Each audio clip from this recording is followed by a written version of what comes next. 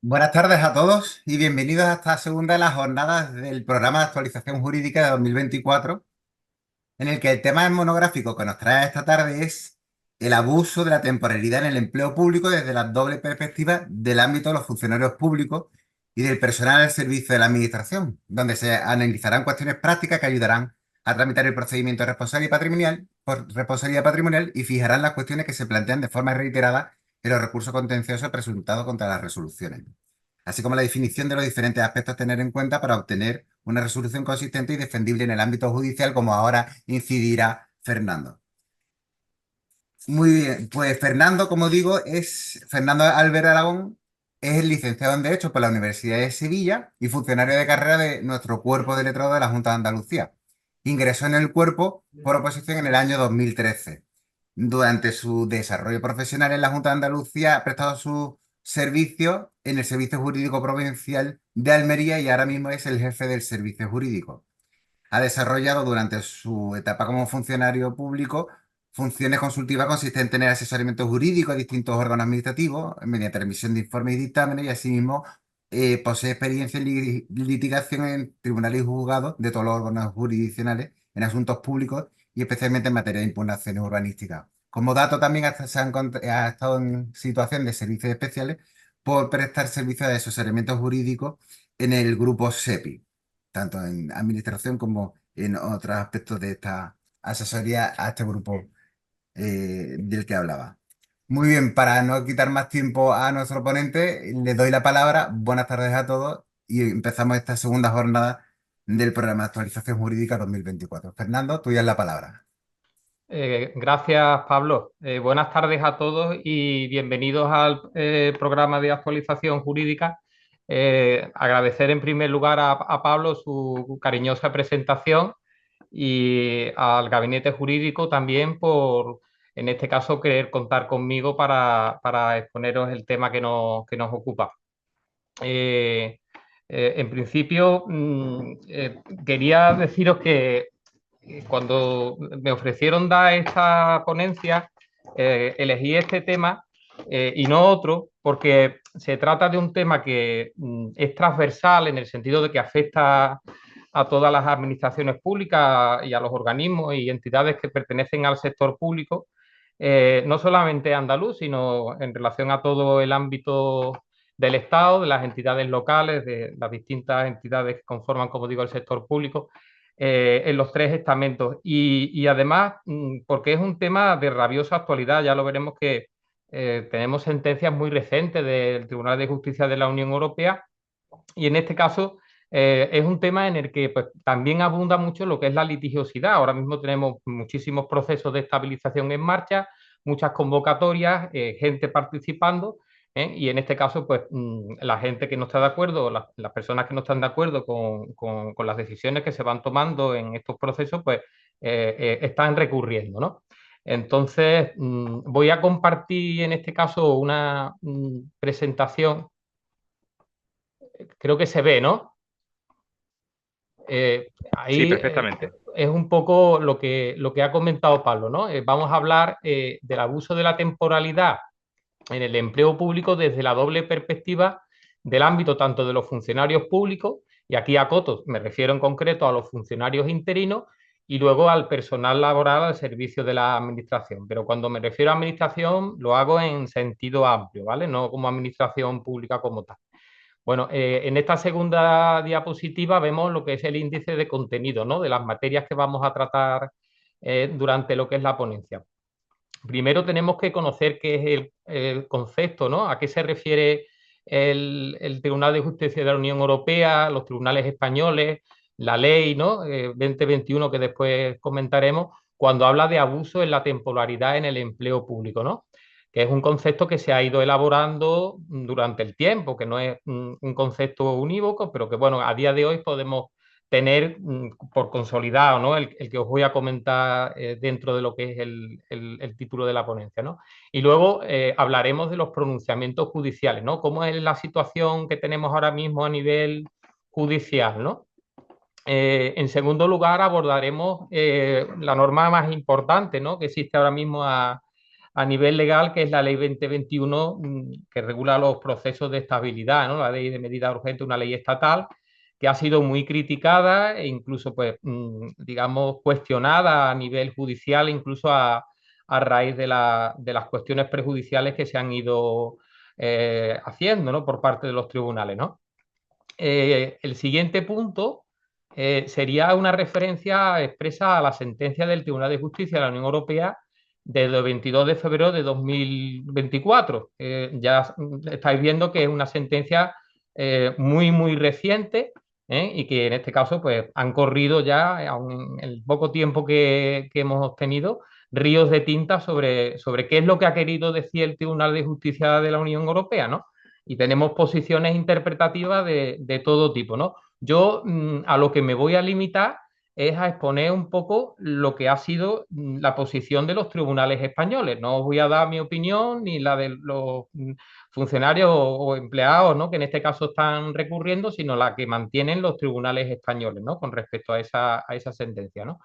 Y luego abordaremos las distintas cuestiones prejudiciales comunitarias que se plantean en el orden social y contencioso. Y diréis, bueno, pero si en este caso ya ha habido una sentencia, ¿cómo se va a plantear ahora una cuestión? Pues quería deciros que después de la sentencia del TJUE de 22 de febrero, que está respondiendo a una cuestión prejudicial que plantea la Sala de lo Social del Tribunal Superior de Justicia de Madrid, el Tribunal Supremo Español, la Sala Cuarta de lo Social, ha planteado en este mes una cuestión prejudicial al tribunal de nuevo, ¿vale? Y luego deciros que en el contencioso administrativo pues también hay cuestiones prejudiciales. Yo me he centrado en una que han planteado en el juzgado de lo contencioso administrativo número 17 de Barcelona, que además veréis que también está de actualidad porque según los datos que tengo, parece ser que el tribunal dictaría sentencia el día 13 de junio, es decir, dentro de un par de días. Y luego, fijaos, hay un apartado para cuestiones prácticas, ¿no? Que es también una de las cuestiones que pedían en lo que es la ponencia, ¿no? Claro, al final, a mí, como gabinete jurídico, ¿no? Como responsable de los servicios jurídicos de aquí de Almería, lo que me interesa también es que, en la medida de lo posible, intercambiemos opiniones sobre cómo debemos de llevar estos procedimientos judiciales. Es decir, y en particular, pues desde la perspectiva de lo que nosotros vemos, cómo tendría que conformarse un expediente administrativo, ¿no? ¿Qué pruebas tenemos que desplegar en el acto del juicio? ¿Qué documentos tenemos que aportar? ¿Qué visión tenemos que darle a los jueces sobre la situación de ese personal temporal que tenemos en cuestión? Bueno, pues voy a empezar por el concepto de abuso en el empleo público, ¿no? Cuando hablamos de abuso en el empleo público, podemos distinguir muchísimas situaciones, ¿no? Quiero decir que en este caso, la administración en ocasiones cuando contrata, lo hace mal, ya sea porque en este caso realiza un contrato administrativo, ¿no? Para cubrir una necesidad temporal, y realmente lo que está haciendo es contratar mano de obra, ¿no? En este caso, pues, es el caso del fraude en la contratación administrativa, ¿no? Que constituye en sentido amplio un abuso. También sería un abuso en la contratación, pues las cesiones ilegales. Son todos estos casos que vemos en la práctica diariamente en los juzgados, ¿no? Y luego, nosotros, claro, nos vamos a referir a un tipo de abuso muy concreto, que es el abuso de la temporalidad, ¿no? De la contratación temporal. Cuando la administración contrata para un puesto estructural o permanente a una persona y la mantiene de forma indefinida en ese puesto, sin darle la oportunidad, en este caso, ni a él ni al resto de personas para que puedan estabilizar su situación, es decir, que pueda cubrirse ese puesto como corresponde, ¿no? Legalmente, ¿no? Entonces, yo he intentado hacer una aproximación al concepto de abuso de la temporalidad por lo que os he expuesto ahí. Es decir, es una situación en la que se encuentra un empleado público que ocupa en régimen de temporalidad. Aquí habría que añadir con la ley 2021 de forma continuada una plaza estructural, ¿vale? Y por más de 3 años. En principio, en este caso, es el plazo que marca el EB para poder realizar la ejecución de la oferta de empleo público. Pues eso es en lo que se ha fijado la jurisprudencia y luego el legislador español.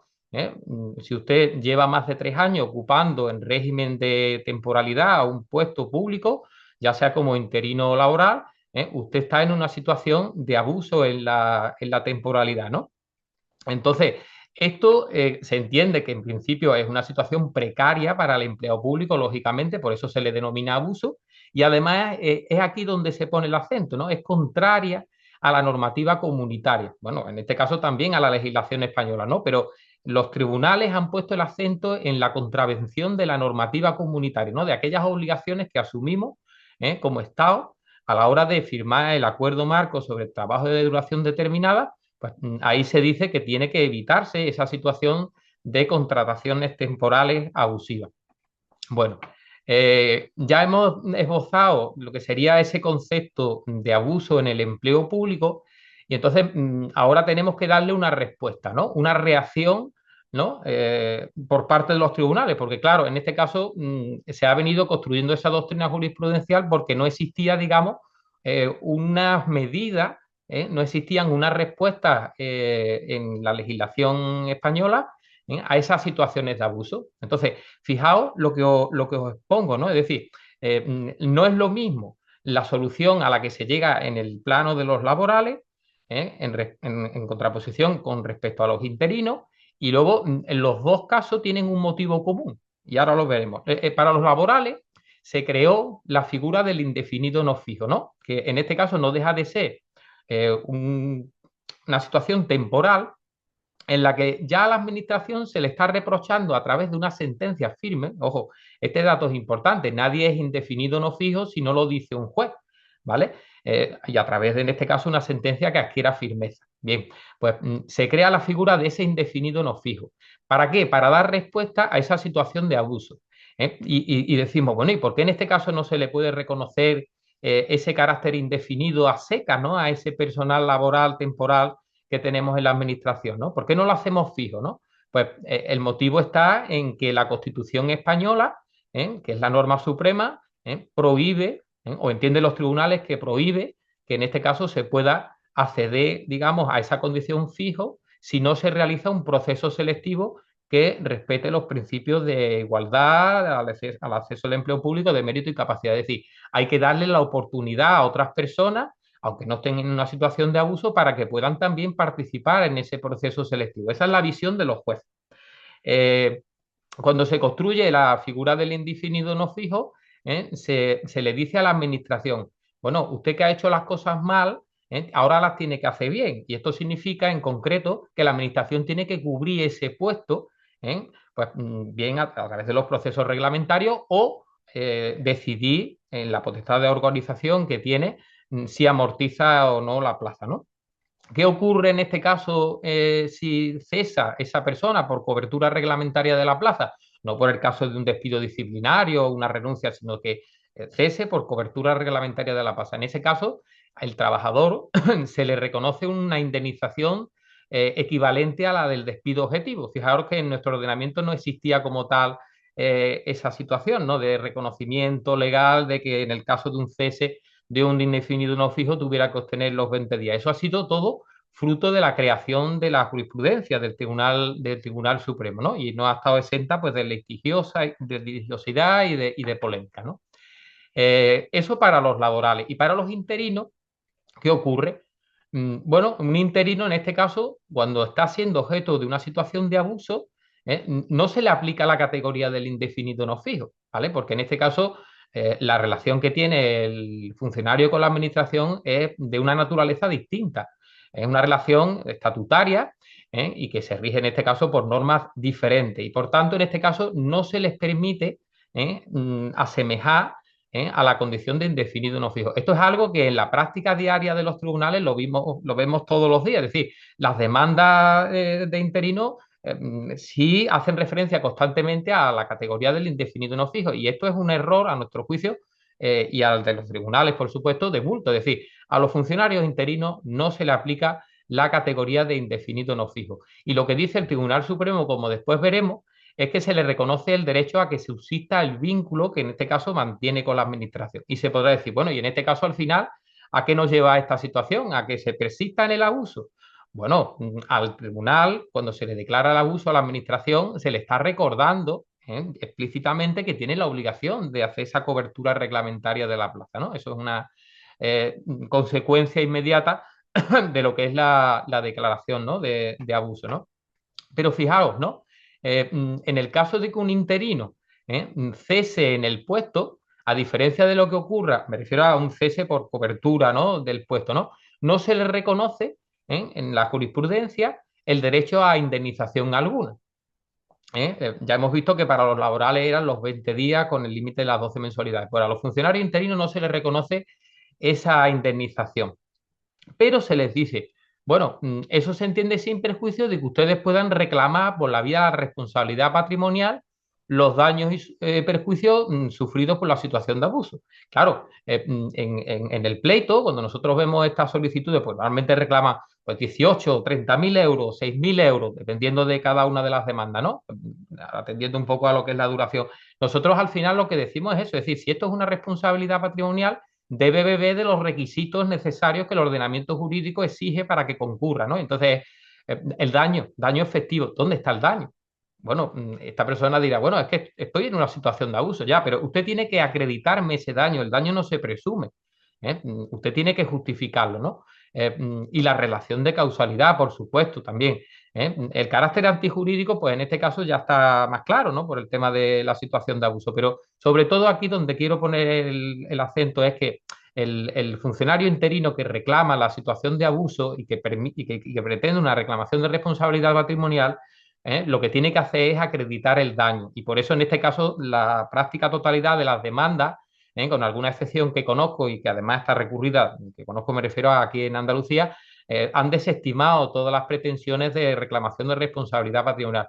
Porque además, fijaos una cosa, el Tribunal Supremo lo que dice, y es una de las cuestiones que aquí ellos han apuntado siempre en las demandas, es que la responsabilidad patrimonial ellos la articulan por la vía de una sanción. Una sanción a la administración por el incumplimiento del deber que tiene, de este caso, de convocar la plaza. Bueno, es que nuestro Tribunal Supremo lo que dice es que no existe la doctrina de los daños punitivos, que en este caso existen en otros ordenamientos jurídicos y que permiten, en este caso, ante un incumplimiento de un Estado, reclamar la imposición de una sanción. Pues eso en nuestro ordenamiento jurídico, según la doctrina reiterada de nuestro Tribunal Supremo, la Sala Tercera de lo Contencioso, ellos entienden que esa situación no es posible. ¿Vale? Y en este caso, pues aplican también los mismos principios que para el caso del personal laboral impiden que se le reconozca la situación de fijeza o la equiparación a lo que sería un funcionario de carrera, ¿no? Los artículos 14, 23.2 y 103 de la Constitución española. Bueno, entonces, decimos todo esto porque al final, en este caso, los tribunales sí que han entendido que en este caso la situación de abuso merece una respuesta por parte del legislador, por parte de otros poderes públicos, ¿no? Por supuesto también de la administración, pero en primer lugar y en razón de lo que es el criterio mismo del legislador, merecería una respuesta a nivel normativo, ¿no? Y en este caso, lo primero que hay que decir es que se aprobó la ley esta, la que cito ahí, la ley 2021 de 28 de diciembre de medidas urgentes para la reducción de la temporalidad en el empleo público. Fijaos, en esta ley, leyendo un poco en diagonal lo que es la exposición de motivos, merece destacarse un dato, ¿no? Que es que en España existía una alta tasa de temporalidad, por encima del 30% en relación a las plazas estructurales, me refiero en el conjunto de las administraciones públicas. Y el propósito del legislador español es reducirlo por debajo del 8%. Se alude en la exposición de motivos a que España quiere cumplir, en este caso, con la jurisprudencia comunitaria, y se dice también que en este caso el TJUE en ningún momento permite que se nombre funcionario de carrera o personal laboral fijo a las personas que estén en una situación de abuso. Ya veremos esto cómo se queda matizado en la jurisprudencia comunitaria, que todo hay que decirlo, ¿no? El legislador en este caso es muy contundente a la hora de decir que esto no se permite a nivel comunitario, pero en este caso veremos después de que esto es una cuestión bueno, que no lo tienen tan claro desde la órbita del Tribunal de Justicia de la Unión Europea, al menos es la sensación que me da a mí de la lectura de esa sentencia que luego comentaremos, ¿no? ¿Qué aborda la ley 22, esta 2021? primero, una modificación en el EB. ¿Para qué? ¿Eh? Pues se lleva a cabo esa modificación porque el legislador lo que quiere es reforzar en relación a los interinos, en concreto en el artículo 10, esa condición de temporales que tienen. La temporalidad como propósito del legislador a la hora de dibujar el concepto del interino, del funcionario interino. Y por eso dice, fijar, ¿no? El interino por vacante, 3 años. El de sustitución transitoria de titulares, tiempo estrictamente indispensable. Siempre se habla de tiempo. La ejecución de programas de carácter temporal, 3 años, ampliable a 12 meses según las leyes de función pública. Exceso de acumulación de tareas, plazo máximo de 9 meses. ¿Vale? Fijaos cómo se refuerza también la temporalidad desde la perspectiva de lo que es la convocatoria del proceso de selección, ¿no? Se habla de que en este caso esos procesos serán públicos y se rigen por los principios de igualdad, mérito y capacidad. Pero sobre todo se hace hincapié en el de celeridad, porque en este caso es importante, como dice el legislador, la cobertura inmediata del puesto. Y luego también la temporalidad se refuerza en el hecho de que ese nombramiento, se dice expresamente, en ningún caso da lugar al reconocimiento de la condición de funcionario de carrera. Ahora después me voy a referir dentro de la ley 2021 a las medidas que se introducen, ¿no?, para evitar las situaciones de abuso. Pues en este caso ninguna de esas medidas hace referencia a que ese nombramiento pueda derivar temporal en después adquirir la condición de funcionarios de carrera. Luego se refuerza esa situación de temporalidad en las causas del cese. Además de las del artículo 63 del EB, se habla para el caso de cobertura reglamentaria de la plaza, claro, en un supuesto de interino por vacante, pues causa de finalización.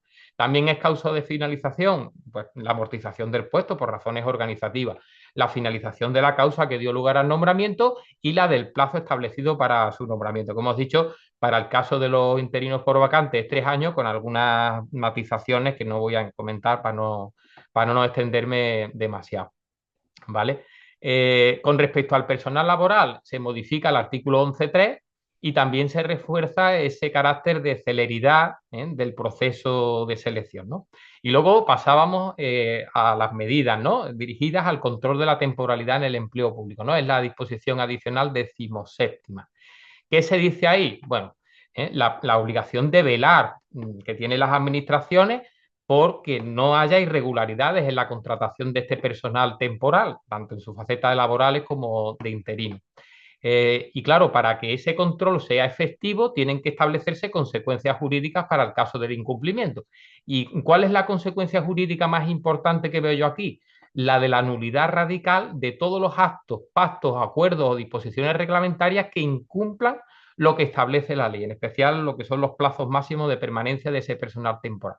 Nulidad de pleno derecho. La exigencia de responsabilidad, en este caso, a las personas que realicen esas actuaciones irregulares. Y una consecuencia también, aquí diría que en este caso, aunque el Tribunal Supremo ha dicho que no está la sanción, ¿no?, como elemento punitivo para el derecho español, pero eso se entiende sin perjuicio de que el legislador pueda contemplarlo. Y en este caso, fijaros, ¿no?, se habla de que el incumplimiento del plazo máximo de permanencia dará lugar a una compensación económica para el personal funcionario interino afectado, que es la de los 20 días. Y para el laboral también, ¿no?, de esos 20 días, dice, sin perjuicio de las indemnizaciones que pudieran corresponder por la vulneración de la normativa laboral específica. Es decir, se anuda ese derecho a la compensación en caso de incumplimiento. Por tanto, en este caso sí existe una medida de sanción en la ley para el caso de la situación de abuso. Bueno, la ley también hace referencia a los procesos de estabilización de empleo temporal, ¿no?, que sabemos que en este caso son 4, ¿no?, los de la ley de presupuestos del 17, la del 18, el proceso que se autoriza a virtud del artículo 2 que estamos comentando de la ley 2021, que se refiere, como hemos dicho, a ese concepto, ¿no?, del que yo hilaba anteriormente, ¿no?, plazas estructurales ocupadas permanentemente, dotadas presupuestariamente, eso no lo dije anteriormente, dotadas presupuestariamente, y que hayan estado ocupadas de forma ininterrumpida al menos en 3 años anteriores al 31 de diciembre de 2020. Bueno, en este caso se dice que en este caso los procesos de estabilización que se estén llevando a cabo, si no han incluido una convocatoria en alguna plaza, alguna plaza en la convocatoria, o habiéndola convocado, en este caso, pues ha quedado desierta, en este caso se van a incluir en la del proceso de estabilización que regula esta ley. Y luego establece reglas para todos los procesos de estabilización, ¿no? En este caso dice que lo que es la oferta de empleo público, que tiene que publicarse antes del 1 de junio del 22, que las convocatorias tienen que estar publicadas antes del 31 de diciembre de ese mismo año y que se resuelvan esos procesos todos ellos antes del 31 de diciembre de 2024. Fijaos que ahí no es un propósito el del legislador a nivel de únicamente exposición de motivos, sino que además lo eleva al rango normativo. Dice el artículo 2.3, la tasa de cobertura temporal deberá situarse por debajo del 8% de las plazas estructurales. Es decir, es una norma que es de obligado y de exigibilidad en cuanto a su cumplimiento a las administraciones públicas. No es un desideratum de una exposición de motivos que no tiene después cobertura en el articulado de la norma, ¿no? Importante también, ¿no? ¿Cómo se van a articular estos procesos selectivos, ¿no? A través de una fase de concurso de oposición, y reservando un 40% total a la fase de concurso y valorando lo que es la experiencia. Dato importante, ¿no? De esta ley y que destaco porque esto está dando muchísimos problemas a nivel judicial, ¿no? ¿Qué ocurre cuando cesa el interino? Porque ya hemos visto que a los laborales se le está pagando los 20 días. ¿Qué ocurre cuando cesa el interino derivado de un proceso de estabilización que no es el de la ley 2021, sino de la ley de presupuesto del 18 o 19? ¿Tiene derecho a la compensación de los 20 días? Bueno, me paro un poco y os explico. O sea, esta compensación de 20 días sería, según el Tribunal Supremo, compatible con una indemnización por la vía de la responsabilidad patrimonial, ¿vale?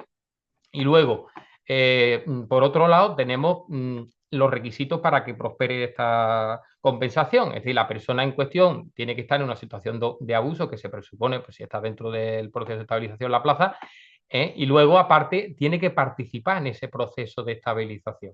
Entonces, aquí está habiendo muchísimos problemas pues, derivados de lo que es la situación de aquellas personas que están participando, ¿no? Como interinos en esos procesos de estabilización anteriores a la ley 2021 y que reclaman esa compensación, ¿no? De hecho, me consta que hay un auto del Tribunal Supremo de la Sala de lo Contencioso que ha admitido a interés casacional precisamente esta cuestión. Es decir, si para los interinos que son de proceso de estabilización de la ley de 2017 o 18, en este caso, si han participado, tienen o no derecho a reclamar esa compensación. Y esto tiene su trascendencia en los pleitos que estamos llevando porque ha habido ya varias suspensiones, porque en este caso se ha habilitado un mecanismo en la ley de la jurisdicción contencioso administrativa para que el juez pueda suspender en caso de que haya un auto que plantee una cuestión de interés casacional que sea pues, prácticamente idéntica a la que se está planteando en el proceso, pues de cara a ver qué dice el Tribunal Supremo. Me parece una medida bastante útil, ¿no?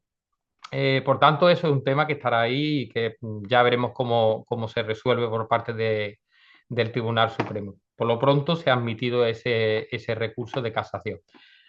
Y bueno, luego respecto a esta ley, pues destacar también en la disposición adicional sexta la convocatoria excepcional del el proceso de estabilización de empleo de larga duración, me refería a que había 4 de ellos, pues en este caso es para las plazas que estén con los requisitos del artículo 2.1 y que estuvieran cubiertas de forma ininterrumpida y de forma temporal desde el 1 de enero del año 2016, que esto también está dando muchos problemas pues, por gente que en este caso está impugnando esas convocatorias por entender que deberían, digamos, incluir el puesto en cuestión para que se cubra únicamente por la vía del concurso, ¿no? Y no por el concurso de oposición.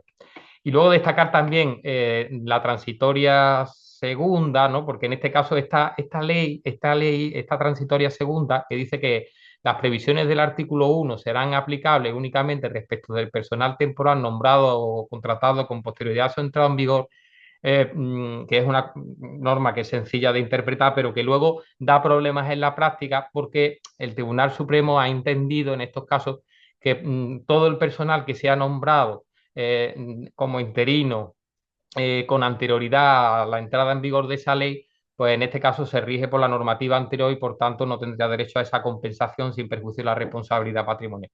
Aunque os digo que está esa cuestión ahora dilucidándose, pero que realmente ha habido ya pronunciamientos que invitan a pensar que el Tribunal Supremo va a tener ese planteamiento, aunque yo es una cosa que lo veo discutible, porque este artículo únicamente se está refiriendo a las previsiones del artículo 1 y la compensación, como hemos visto, está en el artículo 2 de la ley. Pero bueno, lo dejo ahí apuntado y ya veremos ya veremos cómo queda. No sé si... Bueno, estaba intentando, Pablo, ahora, a ver si puedo retomar lo que es la... Mm. Dime, Fernando. Estaba, ahora, seguís viendo, ¿no? Lo que es la Sí, pantalla, ¿no? Lo que son está las avanzando. diapositivas, ¿no? Ya hemos tratado de las modificaciones de los procesos de estabilización. Bueno, en Andalucía en este caso se dictó el decreto ley 1222, que ya conocéis, y luego me centro en esta sentencia para reafirmarme en la postura, ¿no? Fijaos, ¿no? El Tribunal Supremo nos dice en enero de 2023, en la sala tercera, que esos procesos de estabilización, se refería del año 2018, que son conformes con el derecho comunitario. O sea que realmente ahí el Tribunal Supremo está avalando todos los procesos de estabilización, incluido en este caso el que está en la ley 2021, ¿no? Y luego, fijaos, ¿no? Aquí dibuja en el párrafo segundo, lo expongo, dice los derechos del interino en situación de abusiva, que es lo que decía, la subsistencia del vínculo, la no aplicación del régimen de los laborales y el derecho a reclamar la responsabilidad patrimonial. Bueno, esto es más de lo mismo, pero me refiero a la siguiente pantalla. Es otra sentencia de diciembre de 2023. La primera la he puesto porque se refería más que nada a la conformidad de los procesos de estabilización. Esta segunda analiza eh, la situación de un interino, ¿no? Y dice, en primer lugar, ¿no? Destaco del primer párrafo, normativa aplicable al caso Raciones Tempore, es a lo que me refería cuando el Supremo, ¿no? Hace referencia a esa transitoria, ¿no? ¿Qué normativa la aplica al interino? Pues la que estaba en vigor en el momento en el que se le nombró, ¿no? Bueno, fijaos, en el párrafo segundo he destacado dos cosas, ¿no? Porque hubo un cambio de planteamiento, ¿no? Al principio se entendía conforme a la directiva, que únicamente estaba en una situación de abuso el personal que tenía nombramiento sucesivo, ¿vale? Que tenía una concatenación. Ahora que se entiende que también un nombramiento único, si se prolonga de forma injustificada en el tiempo, también puede dar lugar a la situación de abuso. No es únicamente ese criterio, ¿no? Hay que manejar los dos supuestos. La administración, claro, puede desplegar pruebas en el juicio tendente a acreditar que ese puesto no es para satisfacer una necesidad permanente. Y luego veremos también, ¿no? ¿Qué otra prueba se puede practicar, ¿no? A la hora de justificar que en este caso no hemos colocado a esa persona en una situación de abuso, pues la relativa a la, digamos, diligencia que haya tenido la administración a la hora de intentar cubrir ese puesto, que es una de las cuestiones que como prueba nosotros tenemos siempre que intentar articular los juicios, es decir, llevarnos digamos, las pruebas de las convocatorias que haya habido, ¿no? De procesos de acceso libre en relación a la plaza, si hay estabilizaciones, concursos de méritos, de traslado, todo lo que podamos en este caso invocar de cara a justificar que se ha intentado cubrir la plaza, mejor. De hecho, la ley 2021 también habla de la posibilidad de cubrir esas plazas por promoción o cualquier otro sistema de provisión de puestos de trabajo. Luego, en este caso, entiendo que en este punto pues, sería válido a los efectos de acreditar en el acto del juicio esa circunstancia. Ratifica lo que he dicho, es decir, que no cabe reclamar un derecho a la indemnización por estas circunstancias. Y luego dice que puede reclamar, no obstante, una responsabilidad patrimonial. Y fijaos, ¿no? La última frase dice, y por supuesto acreditar tales daños. Tiene que acreditar el daño, que era lo que nosotros en este caso decíamos al principio de la ponencia. A continuación os pongo una diapositiva que la he escogido porque tiene trascendencia, como después veremos, respecto de lo que es la sentencia del TJUE de 2024, de febrero de 2024, ¿no?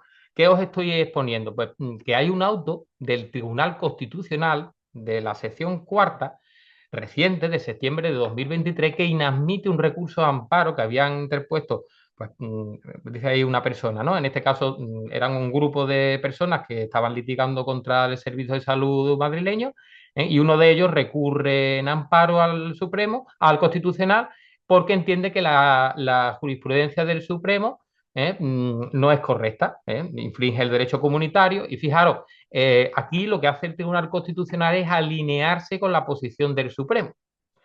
No cabe reputar, por tanto, contrario al artículo 14 de la Constitución española, el hecho de que se impida la citada conversión al existir la superación de un proceso, al exigir, perdón, la superación del proceso selectivo. Es decir, quieren un proceso selectivo para que se pueda nombrar ese personal de carrera o fijo, ¿no?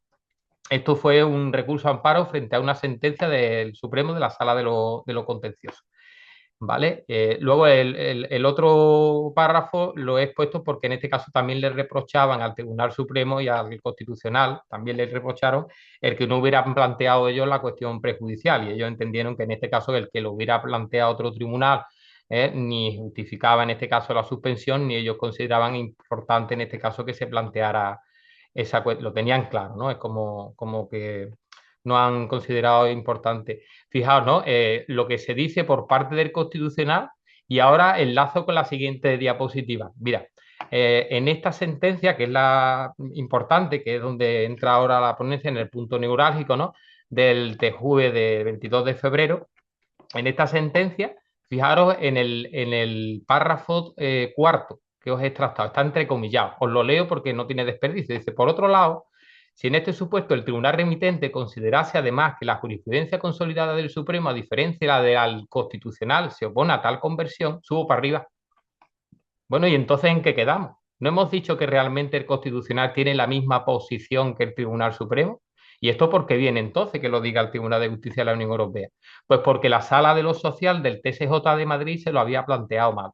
Ellos habían entendido que en este caso el Constitucional no se alineaba con lo que decía el Tribunal Supremo. Y de ahí que salga al paso el tribunal de esa manera, ¿no? Diciendo que tendrían que modificar la jurisprudencia del Tribunal Supremo. Esto, como veremos y lo hemos visto, ¿no? No es cierto, no es cierto, no es correcta esa afirmación porque ambos comparten tribunales en España los mismos argumentos. Centrándonos en la sentencia, ¿no? Porque de lo que he visto en los tribunales, aquí las personas, claro, lógicamente con todo su derecho, ¿no? Leen la sentencia con intención, pero no con atención. Y entonces yo creo que en este caso nosotros debemos leerla con atención, ¿no? Y esperar de la sentencia lo que se dice expresamente y no lo que se quiere decir, no lo que se quiere interpretar. Esta sentencia no es una sentencia que se refiera al ámbito de los funcionarios interinos, es un planteamiento de cuestión prejudicial por la Sala de lo Social del TSJ de Madrid. Y por tanto, en este caso, no va a aplicar a los funcionarios interinos en ningún momento. Ya hemos visto que además la jurisprudencia del Tribunal Supremo lo tiene claro, es decir, que no se puede aplicar el mismo régimen a los laborales, que sí se les reconoce el indefinido no fijo, con los funcionarios interinos. Eso se descarta, a mi juicio, porque en este caso ya os digo que se trata de una cuestión prejudicial planteada desde el orden social. Fijaos, llama la atención una expresión de la sentencia, ¿no? Dice que reprocha como insuficiente el remedio para el abuso de los procedimientos de consolidación, pues se sienta crítica y dice que la convocatoria de un proceso de estabilización de empleo mediante convocatoria no es una medida suficiente, ¿no? Para paliar esa situación de abuso.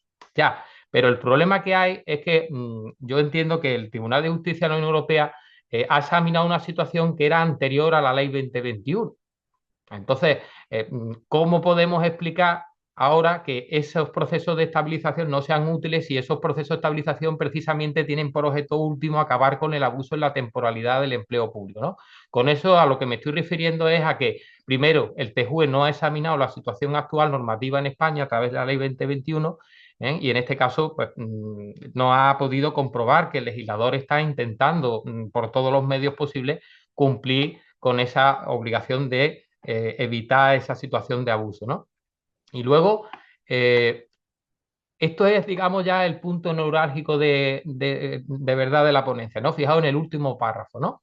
Dice, la conversión del vínculo de un laboral a fijo, estábamos en el ámbito de los laborales, no es una medida obligada para los tribunales españoles. Esto no lo digo yo, lo dice la Sala Cuarta de lo Social del Tribunal Supremo, y lo dice, después lo veremos, la sentencia del Tribunal Superior de Justicia de Madrid de la Sala de lo Social, que ha resuelto en el asunto en el que se planteó esta cuestión prejudicial comunitaria.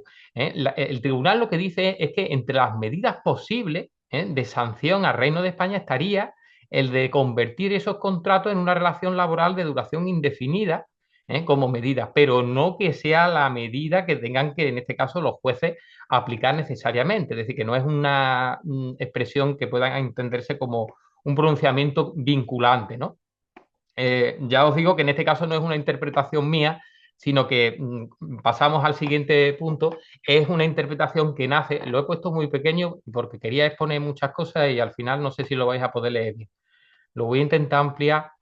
¿vale? Esta diapositiva se refiere a la sentencia que ha dictado la Sala de lo Social del TSJ de Madrid, ¿vale? En abril de 2024, a raíz de que en este caso se dictara la sentencia del TJUE. Bueno, esta sentencia hay que decir que todavía no es firme, ha tenido varios votos particulares, pero lo cierto y verdad es que la postura mayoritaria de la sala es que desestima la demanda, ¿vale?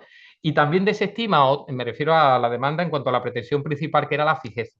Y en cuanto a la pretensión subsidiaria, era la relativa a que se convocara el concurso de mérito para acceder a la plaza, que no estaba previsto legalmente, y la indemnizatoria también, porque en este caso es que no la habían pedido formalmente, ¿no? La metieron después, ¿no?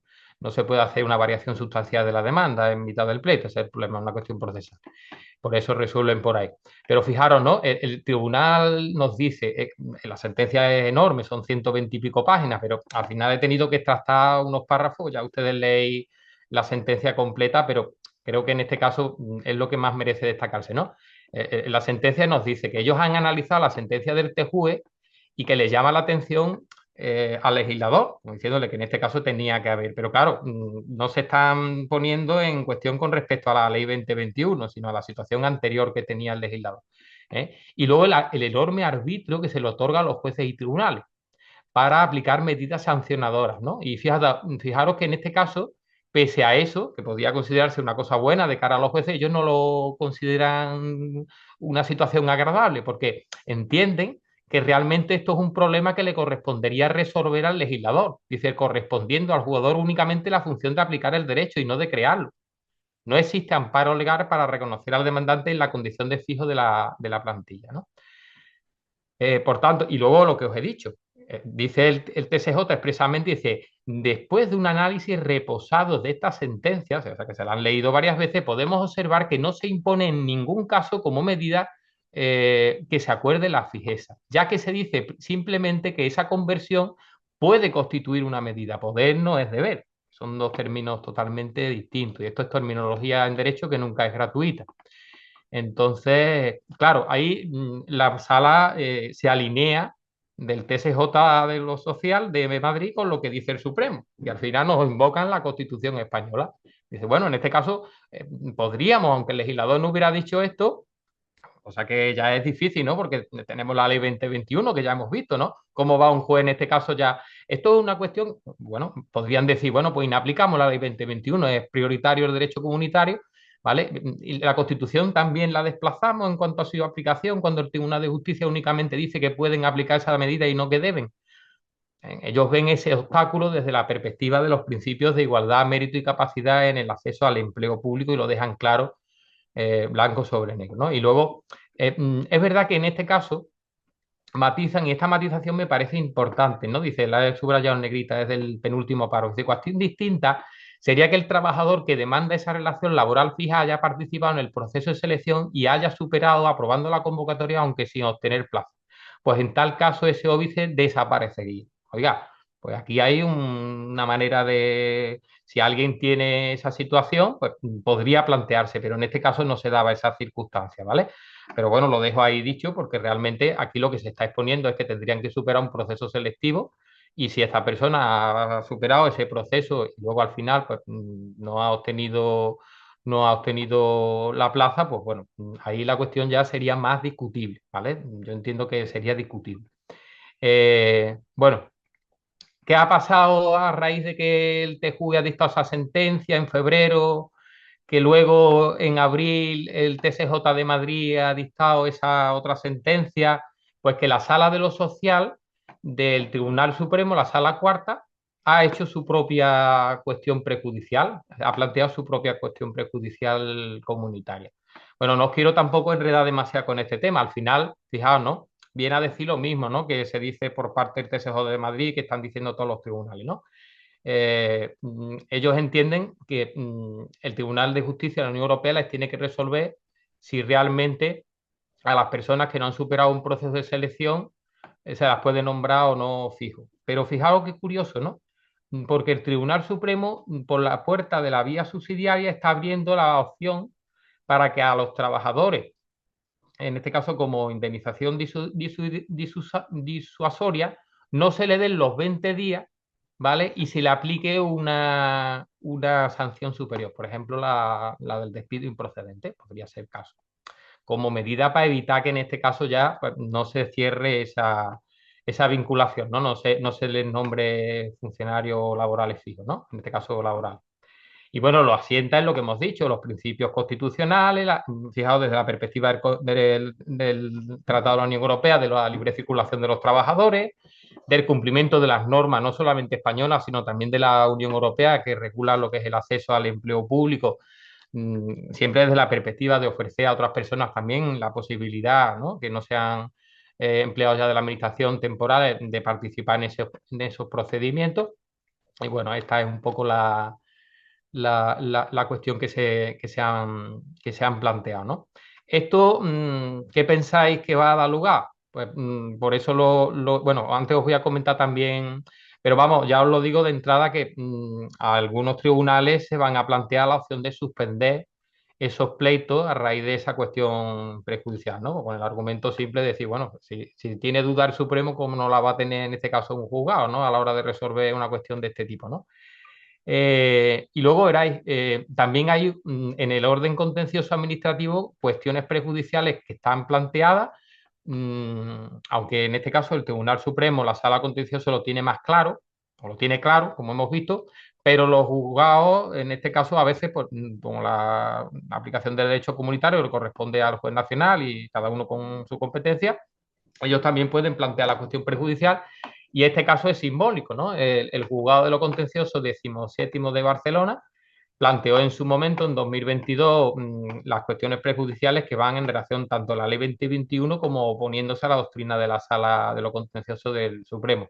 Y fijaos el dato que os pongo ahí, que según he podido investigar, está próxima a dictarse. La sentencia, según parece que va a recaer el próximo 13 de junio, que quedan un par de días. Ya veremos en qué queda todo esto.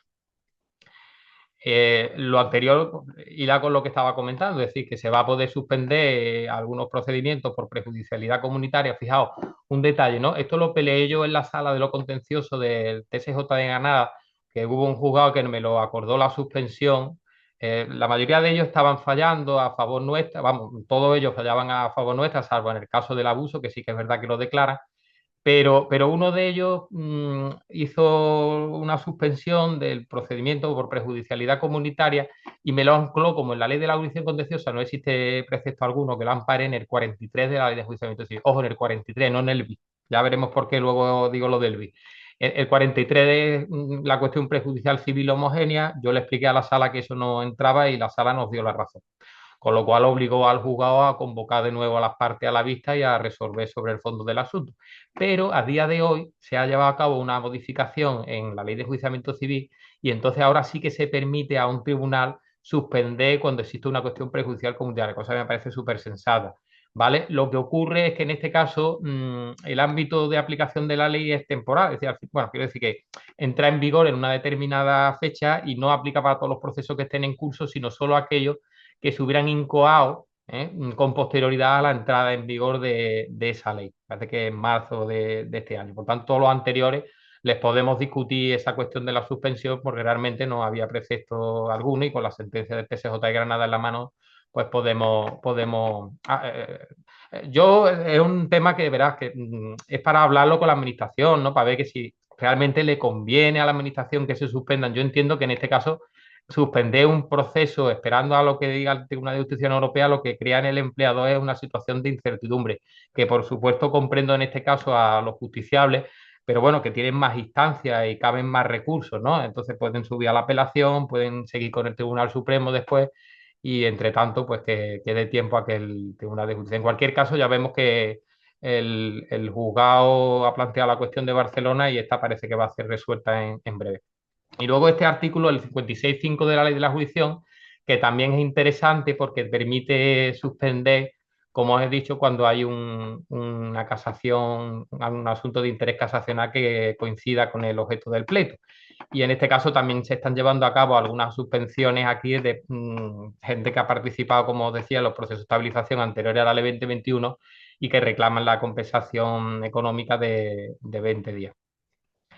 Mm, Bueno, voy a ir un poco más rápido porque no quiero comerme el tiempo del tema de la jurisprudencia, pero bueno, básicamente esta parte de la dispositiva es explicaros pues, que tenemos muchísimas casuísticas aquí en Andalucía de procesos contenciosos, tenemos impugnaciones ante la sala de lo que son las ofertas de empleo público y las convocatorias por parte de interinos, que en este caso reclaman que su plaza no ha sido incluida o que no debería haberse incluido.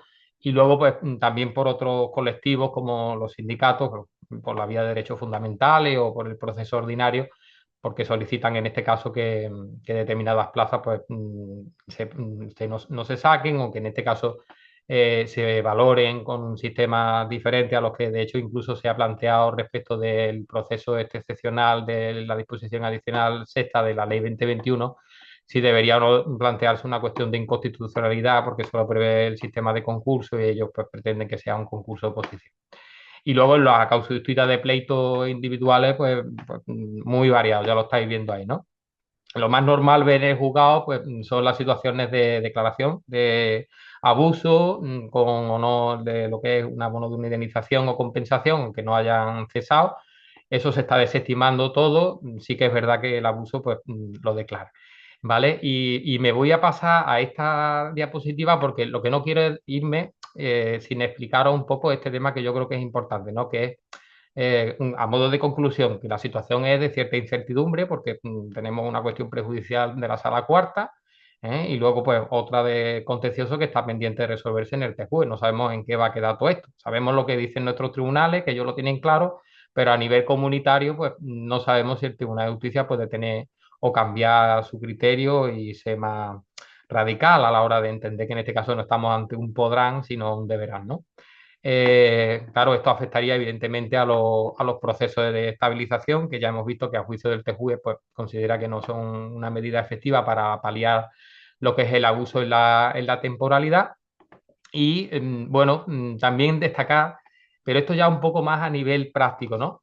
Al final, no sé si trabajáis a la hora de elaborar expedientes administrativos que luego remitís a gabinete, pero quería trasladaros que para nosotros es muy importante tener clara la situación fáctica, ¿no? Y para eso tenemos que articular pruebas en el juicio. Entonces, he visto expedientes administrativos muy completos y otros que pues, no estaban tan completos, ¿no? Entonces, así un poco pensando, ¿no? Y comparto con ustedes, ¿qué debería llevar un expediente administrativo, por ejemplo, de un cese, ¿no? De un interino, ¿no? Pues, entiendo que sí o sí, pues la situación de la hoja de acreditación de datos, por favor, que esté actualizada. Queremos saber si esta persona, después del cese, ha podido ser contratada después, ha tenido otro nombramiento.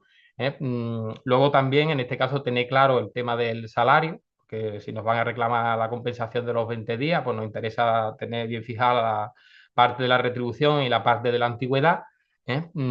Evidentemente, para discutir la situación de abuso, me reclaman desde gabinete jurídico que por favor lo diga, que en el expediente administrativo estén todas las convocatorias que se hayan ido haciendo a lo largo del momento, o sea, durante el tiempo en que esta persona ha ocupado la plaza, ya sea pues, de procesos de acceso libre, de procesos, saber el historial de la plaza en cuanto a las convocatorias que ha incluido los procesos que haya habido de concurso de mérito, de traslado, etcétera, etcétera.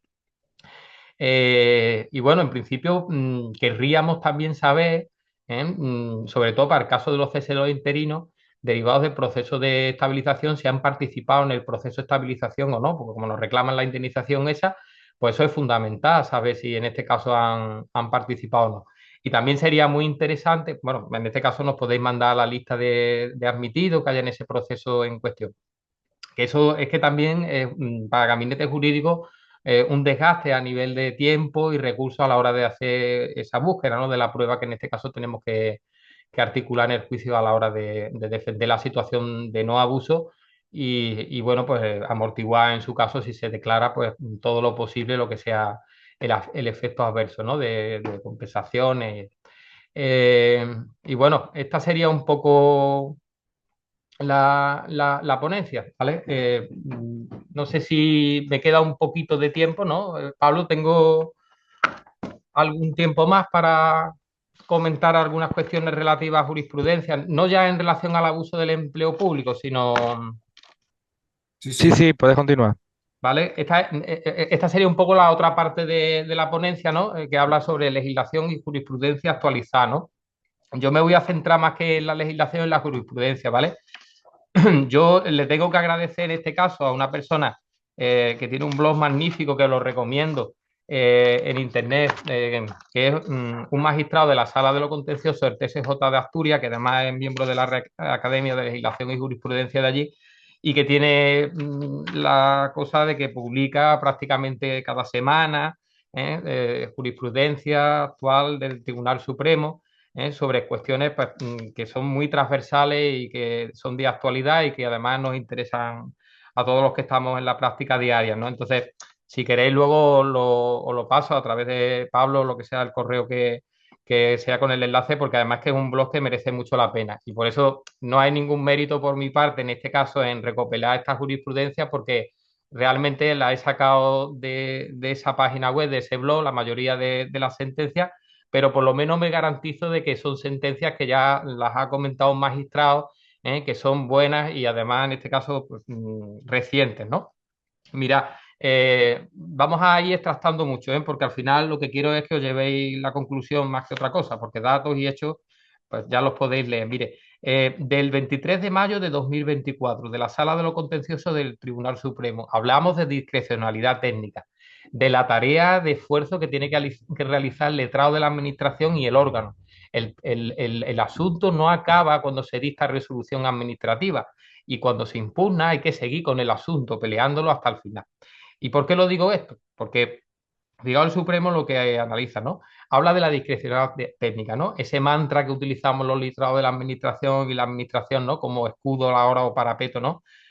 Pues si es que esto al final, ustedes no pueden entrar a analizar la entraña de la decisión administrativa que se toma. Esto a lo mucho a lo que ustedes pueden llegar es a que nos declaren que esa motivación es insuficiente y entonces tendría usted que retrotraer como magistrado el expediente administrativo para que la administración motivara, ¿no? Es la, digamos, es muy recurrente, ¿no? Eso decirlo, ¿no? Pues fijaos que el Tribunal Supremo dice, bueno, sí, eso es cierto, nosotros nos vamos a centrar en controlar si la motivación es o no suficiente y le dejamos ese margen a la administración. Pero tened en cuenta que los letrados de contrario también trabajan y bien y lo hacen muy bien. Entonces, en este caso, habían aportado un informe pericial técnico con respecto a un tema vamos, sobre valoración de mérito. Y entonces el tribunal lo que dice es, bueno, ¿y qué ha hecho el letrado de la administración? ¿Qué ha hecho la administración durante el juicio? ¿Ha impugnado esa pericial? ¿Ha presentado un peritaje contradictorio? ¿Qué se ha limitado a decir? ¿Que tenéis discrecionalidad y que en este caso es bastante con la motivación que habéis dado? Pues yo con la regla de la sana crítica, ahora digo que ese informe pericial me permite a mí cubrir esa motivación que tenía que haber dado la administración en el acto y por tanto en este caso entro dentro de lo que es el ámbito de esa discrecionalidad técnica y resuelvo estimando la pretensión. Por eso digo que en este caso la enseñanza que nos da esta sentencia es que no debemos de dormir en los laureles. Cuando se aporten pruebas periciales, aspectos técnicos, tenemos que comentarlas con el órgano para hacer informes contradictorios. Yo recientemente estoy llevando un tema en el que pues, nos han impugnado un tema de competencia de proyecto en relación con una extracción de árido en un río y nos han aportado abundante pericial. Esto hay que darle traslado al órgano, que el órgano examine esa pericial desde un punto de vista técnico e intentar ver si hay o no que ha aportado un contrainforme, llevar al funcionario a la sala de vista y exponerlo, porque si no el tribunal puede decantarse claramente por la pericial de la otra parte. ¿Vale? Otra sentencia interesante, bueno, ya en Andalucía tenemos claro qué supuestos tenemos en los que hay que aplicar silencio en materia de función pública o no, ¿no? Eso lo dice la ley de función pública, ¿no? Pero hemos estado peleando muchísimos años para que los tribunales entendieran que era aplicable el Real Decreto 1777 del año 94 de 5 de agosto. Pues bien, me refiero a lo que son los procedimientos en materia de gestión de personal. La sentencia de 20 de mayo de 2024 de la Sala Tercera en materia de personal reconoce que a día de hoy sigue vigente ese Real Decreto. Y ojo, lo digo porque en este caso, sin perjuicio de las invocaciones que hagamos de la Ley de Función Pública Andalucía, este Real Decreto contiene un cajón desastre que habla que el silencio es negativo en cualquier otro procedimiento no incluido en el apartado 1 del artículo 3 cuya resolución implique efectos económicos actuales o producirlos en cualquier momento, que son la mayoría de las reclamaciones que se plantean por parte de los funcionarios, son reclamaciones de cantidad. Pues que sepamos que esa sentencia está ahí y que ese reglamento también está vigente para apoyar en casos en los que se produzca el silencio, porque sabemos que en este caso el silencio es algo nefasto. Fijaos, desde la perspectiva del procedimiento sancionador, una también reciente sentencia del Tribunal Supremo de 10 de mayo de 2024. ¿Vale? ¿Es posible en este caso condenar a una persona a través de únicamente indicios? Yo no tengo prueba directa de un hecho, solamente tengo indicios. Pues fijaos que dice que sí, que en este caso además está reconocido por parte del Tribunal Europeo de Derechos Humanos, por parte de la Sala Penal e incluso del Tribunal Supremo, que luego explicaré un poco lo que nos dice también, pero que tienen que darse dos requisitos importantes. El primero, que los indicios de los que parta la Administración en el expediente de sanciones sean plenamente probados, ¿vale? No valen conjeturas ni sospechas. Y después que haya que se explicite en la resolución de forma suficiente el razonamiento en virtud del cual se ha llevado a cabo esa conclusión respecto de lo que es el hecho en concreto de la conducta infractora que en este caso se imputa. Es decir, que no valen meras conjeturas o una expresión poco razonable o lógica a la hora de hacer valer esos indicios. Y luego, fijaros, una reciente sentencia también, pero de la Sala Penal del Supremo, nos explica la otra parte. Es decir, cuando yo tengo una serie de indicios bien amarrados, lo que no puedo hacer la otra parte es desagregarlo, porque claro, tú no puedes en este caso llegar a una conclusión razonada si no es teniendo en cuenta un conjunto de indicios, que es lo que en este caso sustenta la decisión. Dice el Tribunal Supremo que la cadena lógica a la hora de valorar las hipótesis iniciales no puede descomponerse en tantos eslabones como indicios, produciendo después una glosa crítica de cada uno de ellos sin ponerlos en relación con los restantes. Bueno, más temas. Bueno, pues también de la Sala Tercera de 13 de mayo de 2024, ¿no? Sobre la competencia, ¿no? Del orden social para conocer litigios consistentes en actos administrativos que son preparatorios de contratos laborales con la Administración, ¿no? Sabéis que en este caso se declaró inconstitucional la ley de presupuesto que introdujo en este caso en el artículo 3.1 de la ley de la jurisdicción social en el apartado F la competencia para conocer del orden contencioso administrativo, ¿no? Entonces, a partir de ahora, pues todos los pleitos tienen que ir, en este caso, al orden social.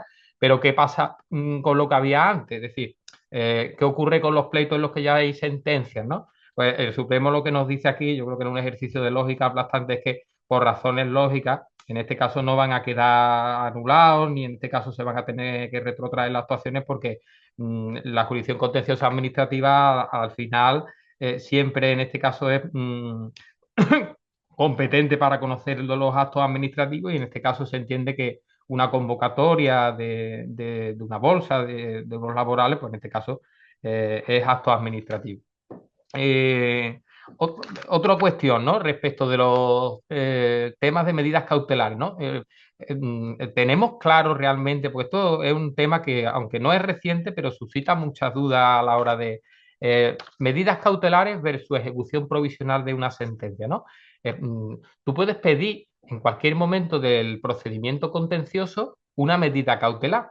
Ahora, ¿qué ocurre si en este caso te han dictado sentencia en primera instancia? ¿Cabe o no pedir la medida cautelar?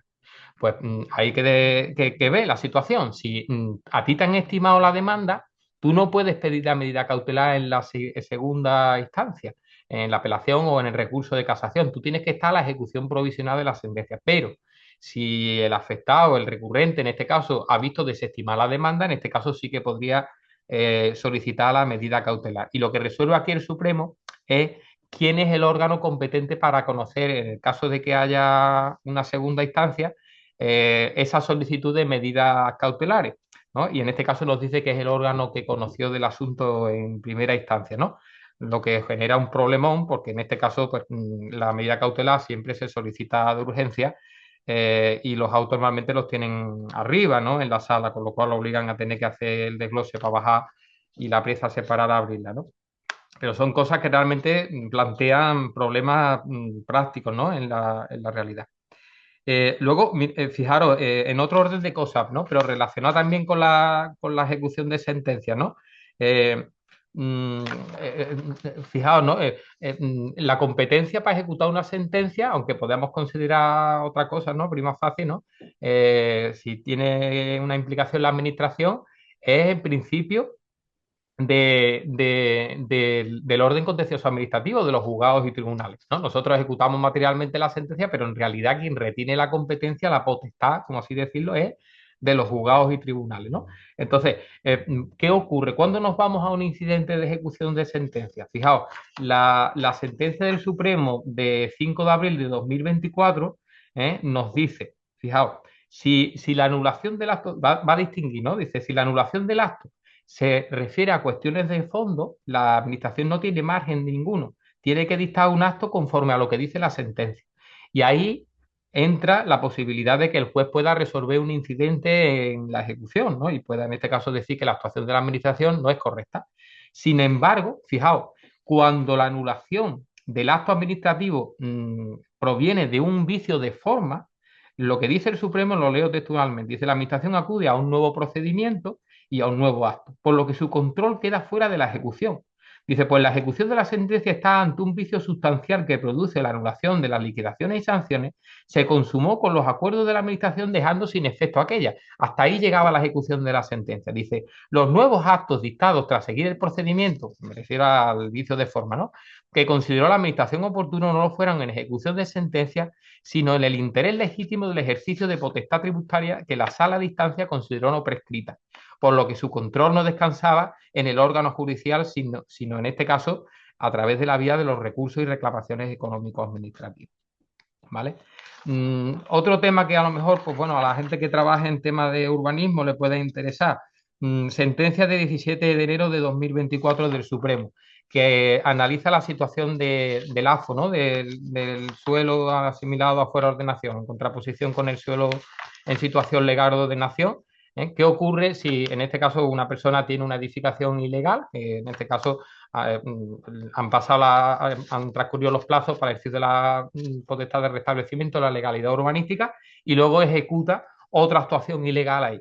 Se entiende que en este caso ha caducado, ha prescrito, mejor dicho, ha hecho reavivar esa posibilidad que tenía la administración de reclamar el restablecimiento de la legalidad. Pues aquí el Supremo dice que no, dice que la administración lo puede sancionar y le puede abrir un plus, un procedimiento de restablecimiento de la legalidad urbanística por lo que ha hecho mal en ese momento, pero la doctrina casacional es que la realización de obras que ceden de lo que es la mera conservación, ornato, seguridad o salubridad en relación a las situaciones de AFO, por haber caducado la acción de restablecimiento, no supone de modo inexorable la pérdida de la caducidad ganada.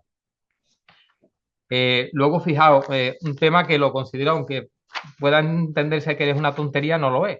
La audiencia al interesado es un principio fundamental dentro del procedimiento administrativo. La sentencia del Tribunal Supremo de 12 de septiembre de 2023 declara nula de pleno derecho una liquidación que habían practicado con un contribuyente porque pese a que éste planteó unas alegaciones, la administración no le dio respuesta a ninguna de las cuestiones que el hombre había planteado.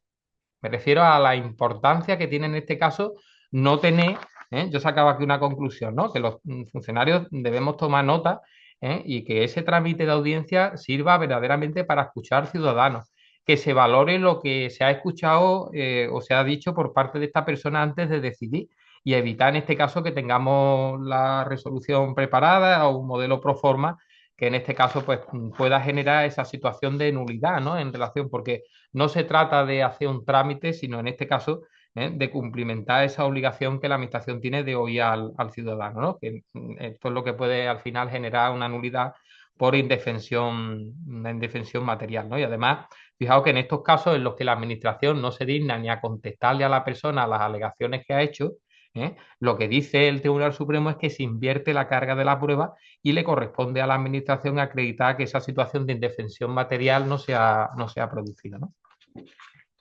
Eh, bueno, también interesante, ¿no? Pero en el ámbito de la contratación administrativa, aunque yo me atrevo a decir, porque también lo dice esta persona, ¿no? El magistrado al que me he referido, y me deja más seguro, ¿no?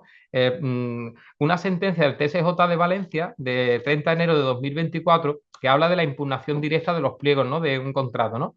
tenemos muy claro todo en este caso de que si el pliego no se ha impugnado, es ley del contrato y en este caso no cabe tumbarlo, ¿no? Pues fijaros, ¿no? Lo que nos dice la Sala Tercera del Tribunal Supremo, la cita al TSJ de Valencia, ¿no? Dice, bueno, sí, el pliego es ley entre las partes, pero en este caso se puede hacer una impugnación de indirecta cuando lo que se invoque son problemas de nulidad en el sentido de vulneración de derechos, ¿no? Reales y en estos casos, pues la jurisprudencia entiende que se puede entrar, ¿no? A conocer el pliego y también cuando se ha generado una situación absoluta de oscuridad, ¿no? Cuando el contratista ni siquiera aplicando su mayor diligencia, en este caso podía averiguar qué significaba el pacto o condición a la que se había lleva, ¿no? Habla de eso, ¿no? Impugnación indirecta de forma excepcional admite la impugnación indirecta por motivos puntuales de nulidad de pleno derecho por infracción de derecho fundamental. Esa es la precisión, ¿no? Infracción de derecho fundamental o cuando el contenido resulta absolutamente oscuro o incomprensible. Bien. Bueno, no sé si esto resultará útil o no. A mí por lo menos sí me ha resultado útil la referencia a esta sentencia que habla de la apelabilidad, ¿no? Cuando una sentencia es o no apelable, ¿no? Estamos acostumbrados, esto es una cosa que a mí me genera dudas y a muchos compañeros también. Es apelable una sentencia, fijaos, por razón de la cuantía. Fijaos el caso, un funcionario que en este caso había desempeñado ante su prestación de servicio como laboral, había consolidado unos trienios y lo quería cobrar como funcionario, ¿no? Es un caso que sabemos que todo ha ocurrido aquí. Eh, mm, Ahí el pleito, eso es de cuantía indeterminada, es de cuantía determinada porque lo que se está reclamando es un trienio. Yo lo que siempre había pensado es que en este caso estamos a un pleito de cuantía determinada, por lo que está reclamando en realidad es un trienio. Pues fijaos lo que nos dice el Supremo, cómo nos sorprende, ¿no? Dice, el pleito sería por tanto, de cuantía determinada o determinable a efecto de apelación, si lo litigioso se ciñese únicamente al cálculo de los trienios, los periodos o cuantificación, actualización y devengo de los intereses.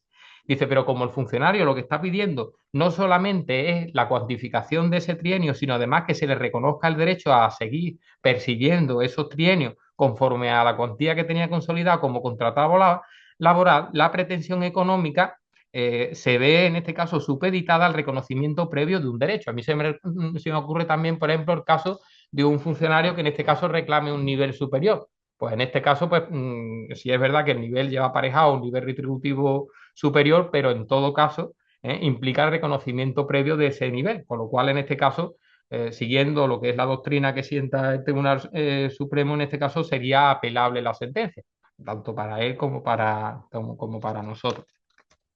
Y luego, no quería concluir sin referirme a un caso que también me ha llamado mucho la atención, ¿no? Que es el de la sentencia del Supremo de 5 de octubre de 2023. Aquí ya me he ido un poquito más para atrás, pero bueno, es interesante, ¿no? Se refiere a un procedimiento eh, de revisión de oficio, ¿no? ¿Qué ocurre, ¿no? Cuando un funcionario, un empleado, una persona en concreto reclama algo a la administración, y la administración le contesta y no recurre a la vía contenciosa, ¿no? Se produce lo que todo el mundo consideramos, ¿no? Y así se llama, ¿no? El acto consentido y firme, ¿no? El acto consentido y firme es inatacable y nadie puede en este caso ya recurrir a ese acto. Pues fijaos lo que nos dice el Tribunal Supremo en esa sentencia de 5 de octubre de 2023. Dice que en realidad, sí, el acto es firme, pero el interesado puede, en este caso, pedir la revisión de oficio de actos nulos, ¿no? Porque entienda que en este caso se ha producido una afectación a un derecho fundamental como consecuencia, de que en este caso haya otro tribunal que le ha reconocido a otro compañero una situación ¿eh? Idéntica a la suya.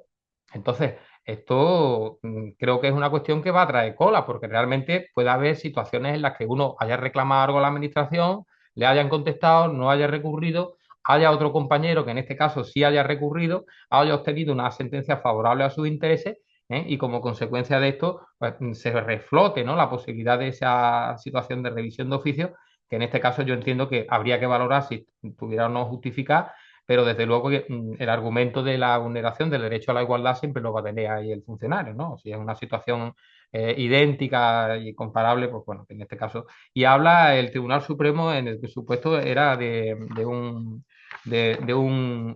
funcionario contratado temporalmente aplicando las directivas sobre trabajos de duración determinada que habíamos comentado, ¿no? Estos supuestos son muy dados a darse, o sea, que son muy comunes en la práctica en los juzgados.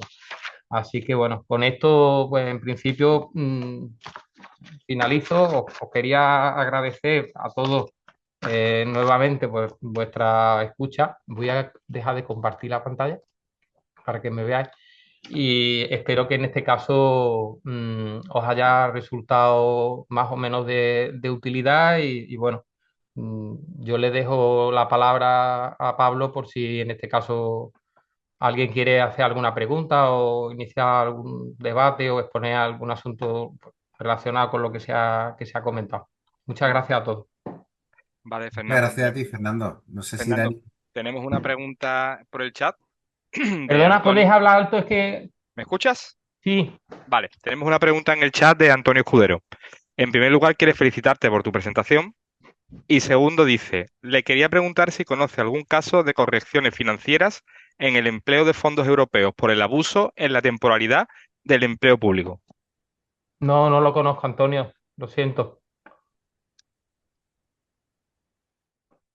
Vale, también tenemos una mano levantada para hablar de María Gracia Suárez. Le habilitamos para poder hablar. Cuando quieras, María, activa tu micro y puedes hablar.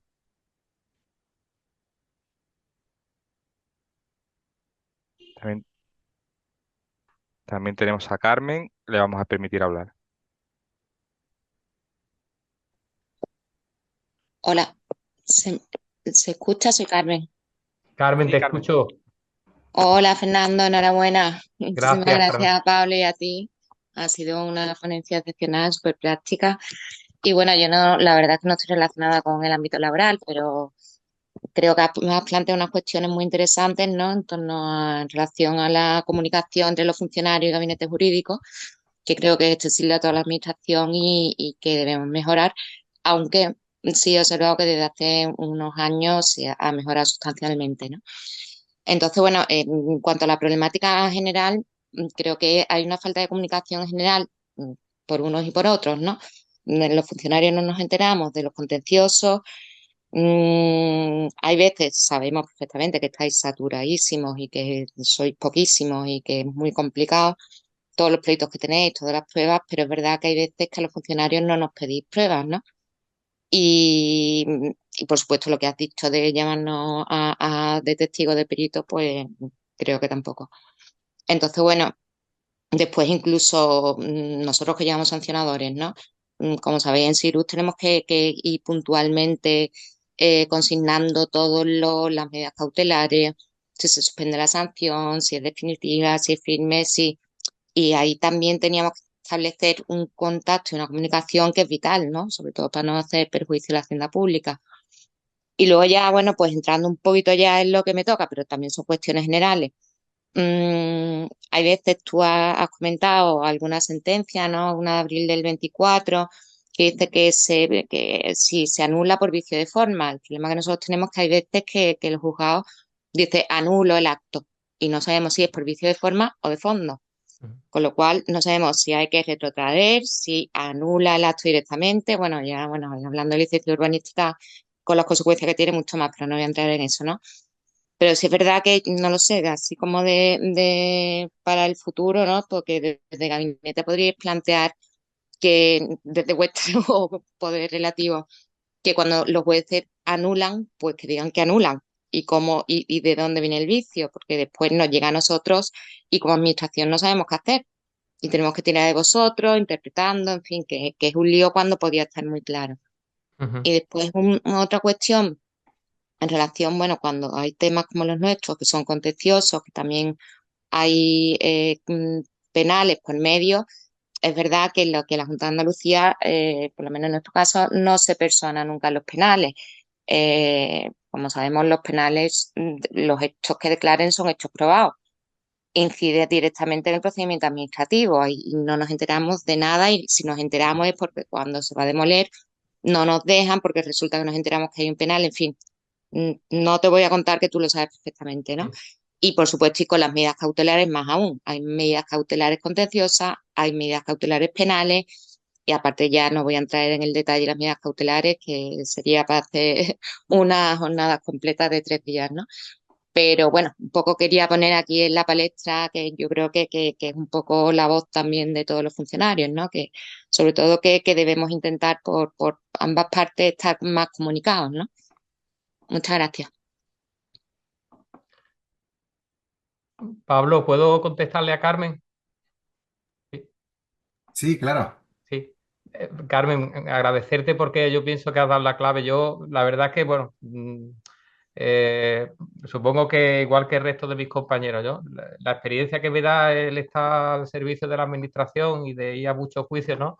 Me permite en este caso pues, confirmar lo que tú estás diciendo, ¿no? Yo siempre lo digo así y ahora no lo voy a decir de otra manera, ¿no? Cuando vais al pleito de testigo o perito le dais vida al asunto, de verdad. No es lo mismo ir a un pleito cuando se coordina el asunto con el órgano que en este caso cuando lo ves tú solo. Hay muchas cosas que yo hablo de mí, ¿eh? Yo evidentemente no puedo hablar más que por mí, pero que con frecuencia se me escapan, que aunque estés atento leyendo un expediente administrativo, como tenemos como todos, ¿no? Muchas cargas de trabajo, ¿no? Y yo pienso que debemos de colaborar entre todos y ayudarnos mucho, ¿no? Porque al final el fin es el mismo, ¿no? Es sacar el trabajo para adelante y en este caso, pues, los instrumentos que tenemos de coordinación, de colaboración, una llamada, un correo electrónico, saber quién está detrás del expediente para mí es fundamental.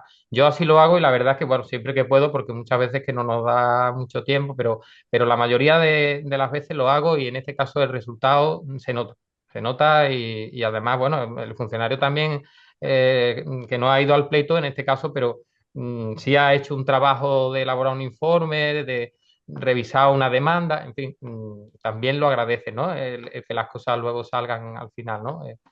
Eh, Creo que en este caso pues lleva razón. Bueno, esa es un poco mi reflexión que creo que coincide con la tuya. Muy bien, Fernando. Nos pregunta Susana si sería, agradecerte la exposición, por supuesto, y si sería posible disponer de la presentación que has usado.